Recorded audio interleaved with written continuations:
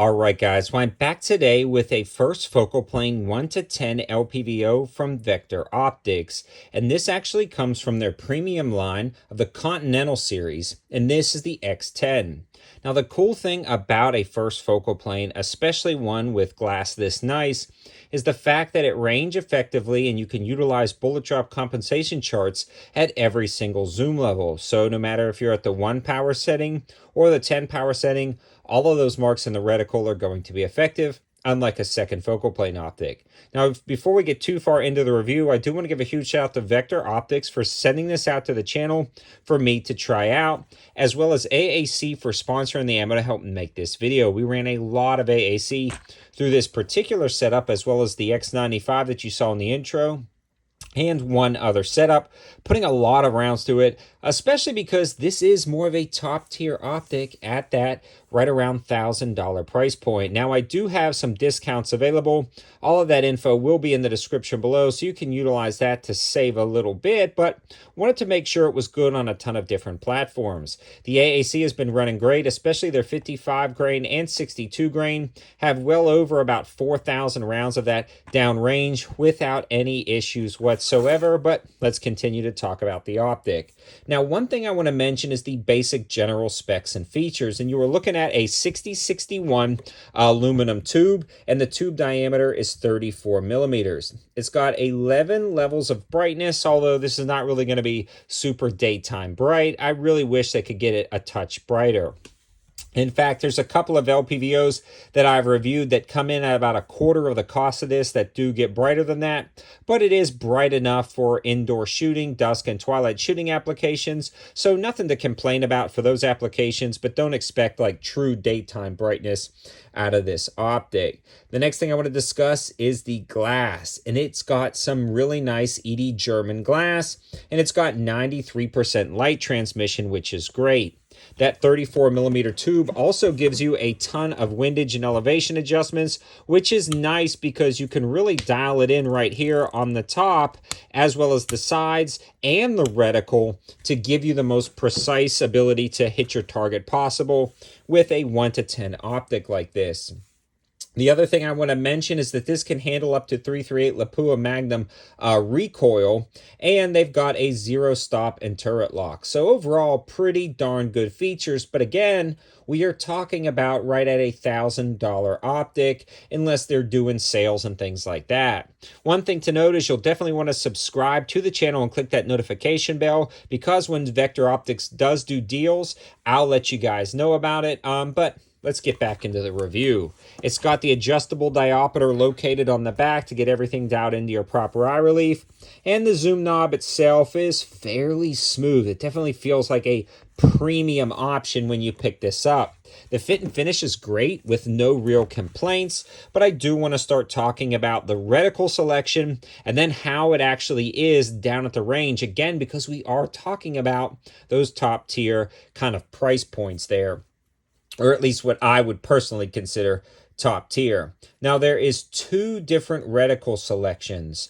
They sent me out the VET CTR reticle selection first, and it was unusable for me at the 1 power setting. The reticle was so fine because it shrunk down at the 1 power setting, it was just unusable. For close up, for distance shooting, I would not recommend the VET CTR at all, especially when they have the VET RAR. And when you're looking at the SKU numbers, the SKU number for this particular one that I do recommend, the VET RAR, is going to be SCFF-48. That is what I recommend when it comes to reticles, and it's got the larger circle and fine crosshairs. So when you're at the 1 power setting, you get to see the full illuminated circle to engage your targets up close, and it works surprisingly well, does an amazing job. When that zooms in, it's fully concentric. There's no edge issues with this zooming in. Again, it's completely concentric with the optic itself, and then it zooms into that fine reticle selection where you get your potential windage and elevation holds with that reticle system, and you can get a lot more information about that reticle, but it also has a ranging tool built in slightly above the reticle system, which is absolutely great. That allows you to range effectively at different distances and then calculate your bullet drop. So really good option right there. And when you zoom in, as you can see in the intro, it's really easy to use this reticle in every zoom position from 1 to 10. So they really killed it. Now, for me, I do have a couple of cons with using this down at the range with the eye box and eye relief. The eye relief is not very forgiving. A lot of times you have a window where you can be a little bit close or a little bit far, and that window is definitely limited on a first focal plane optic just because of the way a lot of companies are doing their lens systems, and this one is no different. You are limited over a second focal plane. But I was reviewing some other first focal plane optics while I was reviewing this, and another one was a 1 to 10, and it actually came in at around $200. It had a much more forgiving eye relief. I mean, you could be close, you could be far, it was great.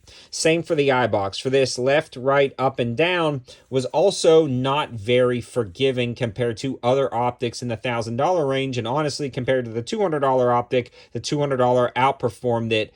First focal plane, 1 to 10, 30 millimeter tube given, and still the eye box and eye relief was better on that one. So that for me was definitely the reason why it came off the X95. I couldn't feel comfortable with it on the X95. Now, when I moved it to the AR, it just felt more natural. A more repeatable stock position on this fixed position AR. So I've got everything dialed in, and it's not really an issue. It works just fine, but just something to consider. The eye box and eye relief could be a lot better on this optic, and I really wished in future models they would do something like that. The other thing is that the 1 power setting is a true 1 power setting, but you're going to have some edge stuff going on. The 1 power setting is 1 power, but it's just up close in a room. You can still see sort of different detections. You can't really adjust the diopter to get out the fact that you're looking through a lens at the 1 power setting. Whereas other LPVOs, even as low as $100, $200, a lot of times you can get that 1 power setting, truly 1 power, where you don't even realize you're looking down an optic. This one, you'll kind of always know with the 1 power, you're still looking down an optic. Again, not a deal breaker, but just something to consider because you are talking about a $1,000 optic. Now, the other vector optics that I've used have been holding up great over the years. No issues whatsoever. I did have one recently where the illumination died. Again, they had a warranty to replace it, and it's been working great since, but no illumination issues with this, but something to consider as well. In summary, this is a good optic. It does great close up, far away, and the reticle selection, especially on this SCFF 48 with that VET RAR reticle, is what I would recommend. It's a good optic, and I hope this gives you a complete overview of this setup. Again, my discount in the description below is going to be valid on every single vector optics. Let me know your thoughts in the comment section below, what you think about this optic or any other vector optics that may be on the market. Have a good one.